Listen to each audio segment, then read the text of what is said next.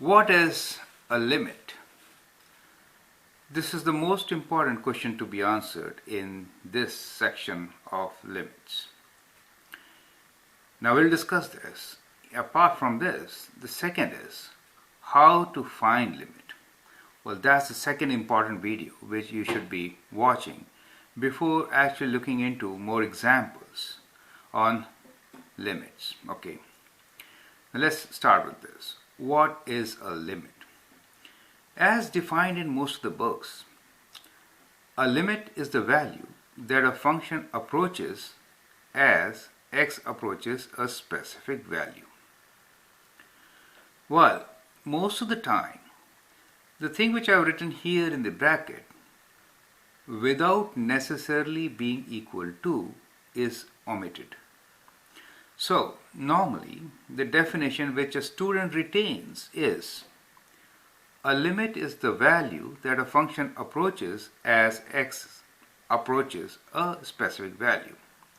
Emphasis here is that when we are talking about limit, we are saying that we are approaching a value of x, but we are not quite reaching it. We can go as close as possible, but we are not actually there. And closer we approach the value of x, the limit is the specific value of the function which you get. And student gets an idea that we can never reach the value. Well, the important aspect of this definition is the thing in the bracket, without necessarily being equal to. It actually means that you can approach there if possible. There are situations where you cannot approach. In that case, we say as x approaches a specific value. I hope you get the point. But if a function is continuous and if you can approach that value, why not? Find the value at that point for a continuous function. In that case, a limit is the value that a function approaches as x approaches or may be equal to a specific value. That's what we mean by the things in bracket. Now I want to make this point extremely clear here and now read the definition completely as I've written here. A limit is the value that a function approaches without necessarily being equal to as x approaches a specific value. Right? So you don't really have to be there, but if you can be, it is better. This is what I'm trying to say. Most students come here with a baggage that limit is something which we cannot be at, but we can only approach. And then when we start solving problems and we substitute, well, we say limit of a function when x approaches 1, and actually we substitute 1 and find the answer. Then the students get confused. Then how come?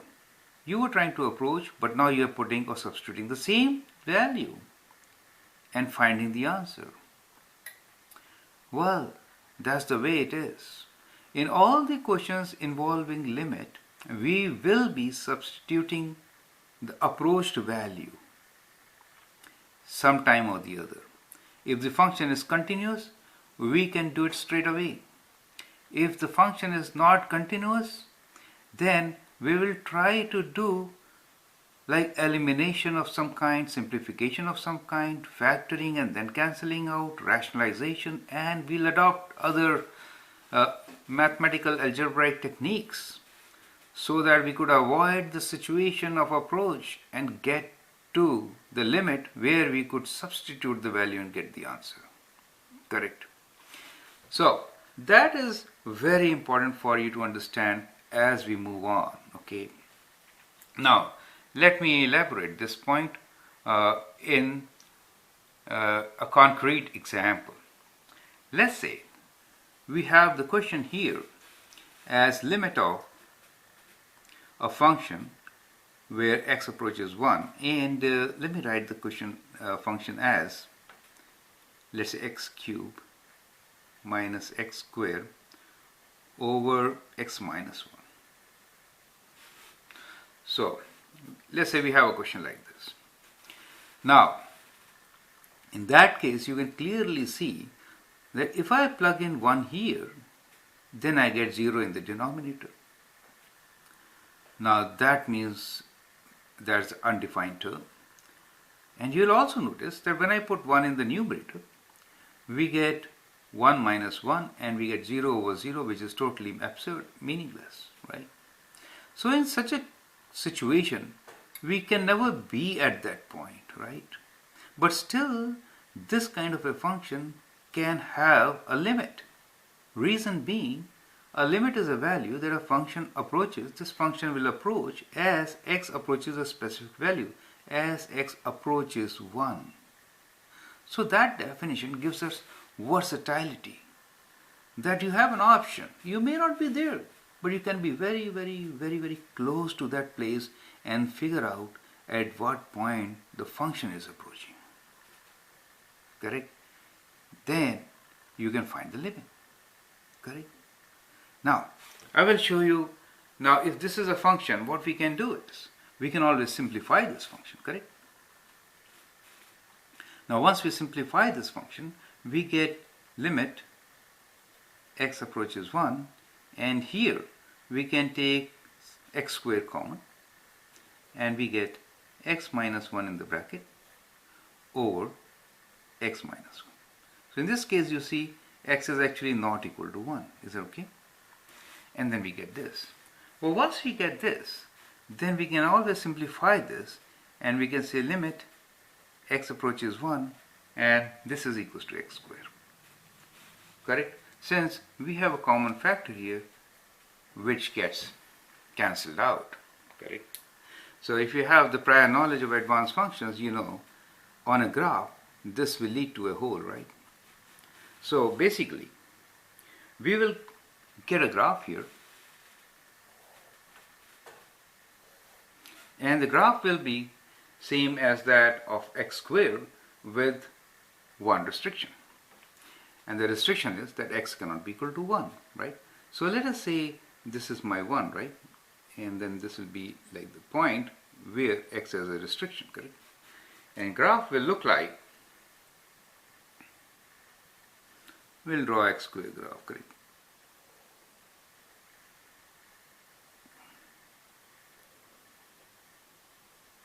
Like this, correct?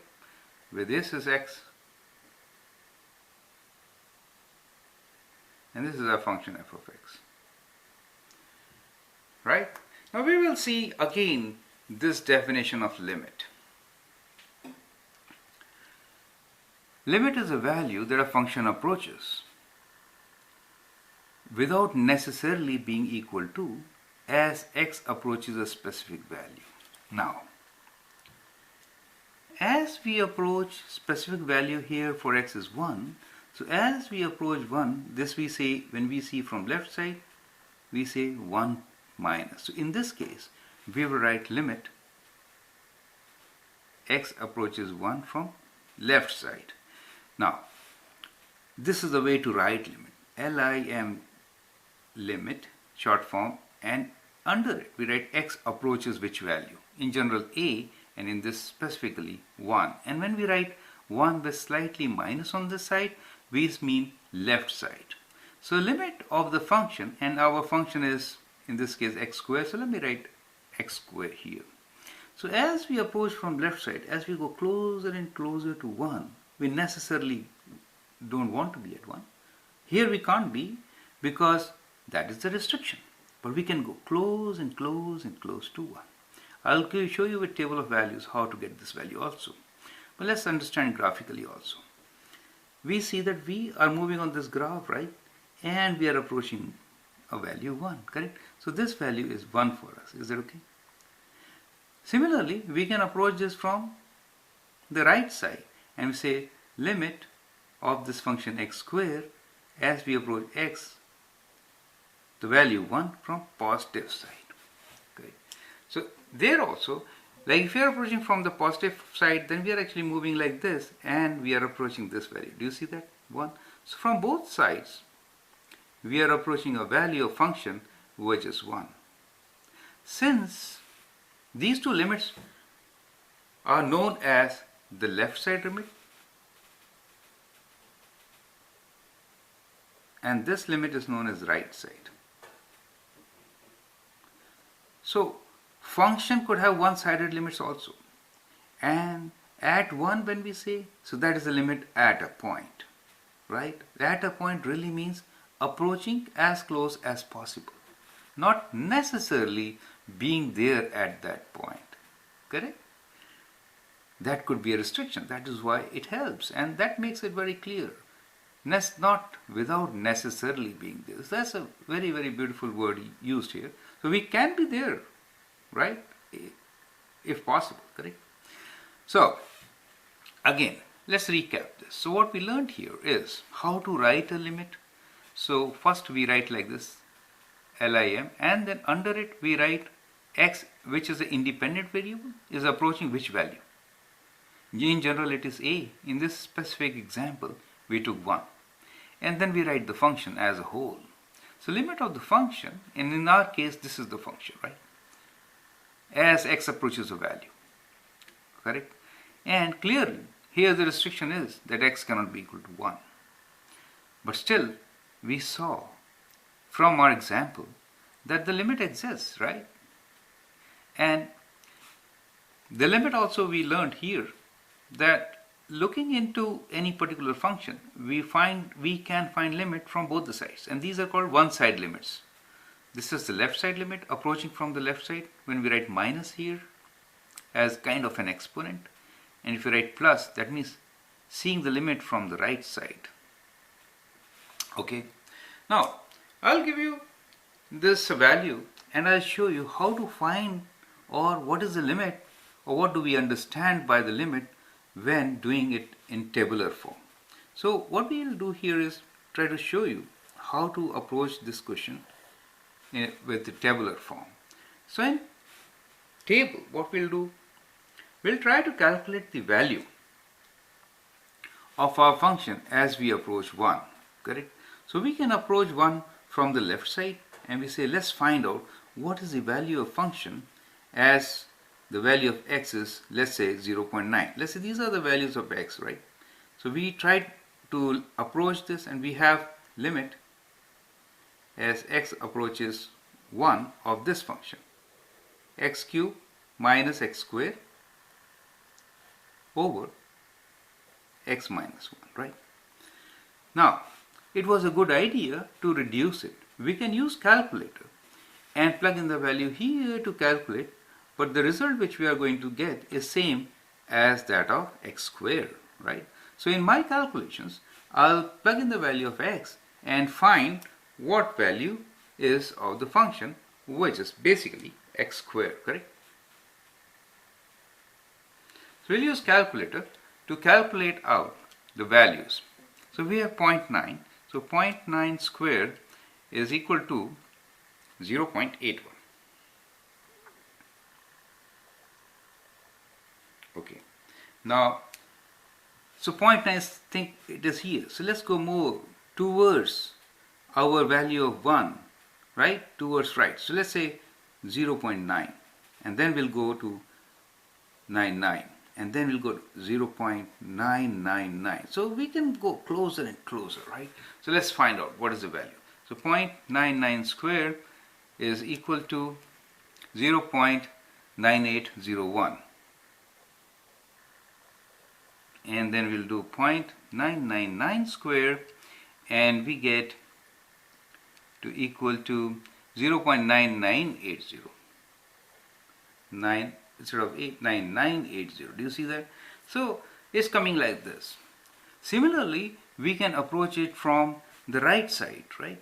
So let's say we start with a far away point, which is not literally so far away, but let's say 1.01 is greater than 1, 1.01, and say 1.01 square is equal to, and we get 1.0201, 1.0201, and how about 1.001?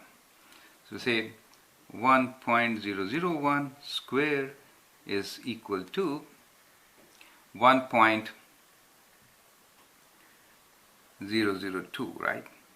So like this we are approaching, and you can see clearly from here that 0.9980 and here's 1 point something 002, right? So basically, as you can see here, as we approach 1 from both the sides, correct, we are approaching a value 1. Do you see that? So in this particular case, the limit of the function is 1, right? So we'll discuss the 3 different methods shown here in details in examples which we have. Well, I'm just giving you a broad idea, and the idea is that limits could be found using algebraic methods, using a table, or graphically, correct? But we are actually working on the basic definition, and the definition here is a limit is the value that a function approaches without necessarily being equal to as x approaches a specific value, right? So specific. Now let me give you a general definition of limit. So we generally write down limit as this. Limit x approaches a value a for a function f of x. So you say find the limit of a function where x approaches value a, right? So a could be anything, 1, 2, 3, minus whatever, and function f of x is any function, right? We say the limit exists. So we say limit f of x, this x approaches a, we say this exists if and only if f of x approach some value L, fixed value, right? And we say this does not exist if f of x approaches, let us say, plus infinity or minus infinity, a number which is not defined. Do you understand? Or something which is not defined. Correct? So in that case the limit does not exist. But if we are trying to find this, and if we say we approach a fixed value, that fixed value could be 0, that fixed value could be anything, right? A number which is real, which we can approach to, right, on a number line. I mean, not extended to infinity, right? So because infinity can never be reached, correct? So we say that limit of a function where x approaches a value exists if and only if the value of the function as we approach that value a is a defined number, correct? Then the limit exists, correct? And now, lastly, I would like to come back to this without necessarily being equal to. In most of the examples where the function is continuous, in all those examples, a limit is the value that a function approaches as x approaches a specific value. Those continuous functions, we can actually be at that point because the function is continuous. Imagine if this hole was filled in. In that case, there was no problem to be there, right? So if I plug in, let's say we have limit of x squared where x approaches 1, I can plug in 1 here, right? So if I do that, I get 1 square is 1, straight answer. Do you see that? Straight answer, right? So for that, and that's what we do, our approach is to somehow simplify it so that we could remove that kind of a discontinuity and then plug in a value and get our answer, and those answers will be accurate answers, right? These answers are nearest to 3 decimal place, for example. So it could be like, depending on what value you take, this decides the number of places you are coming closest to, okay, right? But in any other example, if you find that you have a function something like this, let me give you now here few examples where you can really plug in the value and find the limit. So here, let me see limit of a constant. So if you have a limit of a constant, right, this function which I am taking here is constant. Let us say, give me like limit of x approaching, let us say 1, where the function is pi, right? It is constant. So here the answer will be pi, right? It is always pi whether you approach 1, 2 or anything, correct? Now if I have some other function, for example, a cubic function, for example, let's say like this, right? Now these polynomials are all continuous. And if I say, well, limit of a function where x approaches, let's say 0, for this function, right? I'm writing function fx without writing its equation, then is actually f of 0, right? The value of the function at 0 itself, which in this case will be here, correct? Value of the function at this point, right? That's the value, right? Now let us say we have another function here, and this function I'm doing kind of complicated one here, so, and I'm making a hole here, right? Let's say this is our function, and let us assume that this hole is at position, let's say 1. Okay, then for this particular function, as you can see, there are few values where we can't be, so we can be approaching those values. For example, how about x approaching 0? So if you are approaching 0, you can see that you are approaching negative and positive infinities from either end, correct? So we say the limit does not exist. Is that okay? Because as you approach 0 from the left side, you approach negative infinity.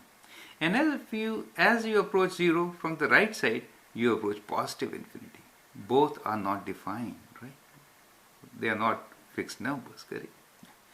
Here, let us say this is 1, 2.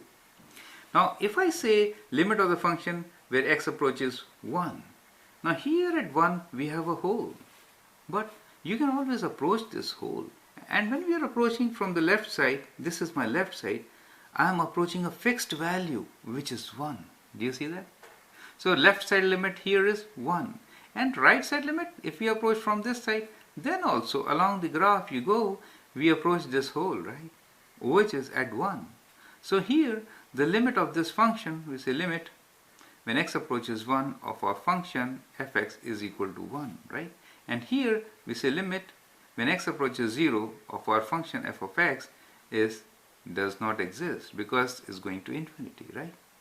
But if I say limit of function at minus 1, let's say this is our minus 1, right? So that's the point, right? Which is minus 1.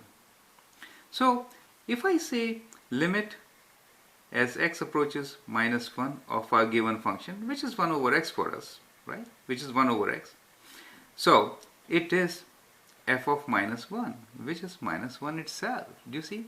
So that is a continuous part of the function. Do you see that? So in a continuous part of the function, we can always be there. That is why without necessarily being equal to, right? Here we can't be there, even then we can find the limit. So without necessarily means this, right? But if we can be, why not? So remember this part. So what is the limit? We are trying to see what the function approaches, the value of function approaches as the independent variable x is approaching a value. Do you understand? As x approaches a, to which value the function approaches. Do you understand? That is what the limit is. And if it approaches a fixed value, we say limit exists, and that fixed value is the limit of the function. But if it does not approach a fixed value, but gives you minus infinity, plus infinity, 1 over 0 kind of a thing, right? As we saw here, 1 over x, correct? Then we say limit does not exist, correct? Limit has huge significance. For example, let's say, what is the speed of the plane at touchdown? Do you understand? So it was a huge speed, right? As the plane was just touching down, but once it touches, at that time, the equation changes, right? The previous equation is no more valid. The previous equation was valid only at touchdown, till touchdown. Limit when it was approaching the touchdown. Do you understand? So it's a huge, huge application. Think about speed of a bird trying to, let's say a falcon, just hitting on a pigeon. So at that time, it's like diving, right? And going at a tremendous speed. So what is the speed at which the falcon struck the pigeon? So that is the limit when it just strikes, right? After striking, it could be zero, right? So, but we are interested in that particular instance of time when it just touches. Do you understand? For example, there's a horse race, right? What was the speed at the point where the winning horse crossed the flag? Okay, so at that time it was very high speed, but immediately after, like everybody relaxes, correct? The equation changes. So limit has lot of importances. So we may not necessarily be at that point, right? But when we approach it close and closest to it, what was the value of the function? That defines the limit, right?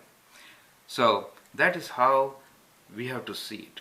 And now also look at the next video of mine which talks about how to find limit. I have considered few cases here mainly because I've seen students not really going through both the videos, right? So I have covered here some areas where I've also shown how to find limit, right? Because I don't want them to miss out on this. Perfect. I hope you get fairly good idea of what limit is and how to solve questions on limits, right? But still, how to solve part, you should definitely see the next video which gives you a broad view of how to attempt all the strategies involved in finding limit of a function, right? And then we have so good variety of problems done for you as examples which will teach you to find limit of any function, right? And if you come across one which is not covered, send me that problem so that I can include those things also. Thanks a lot. I hope you understand and it's helpful to you. Thank you.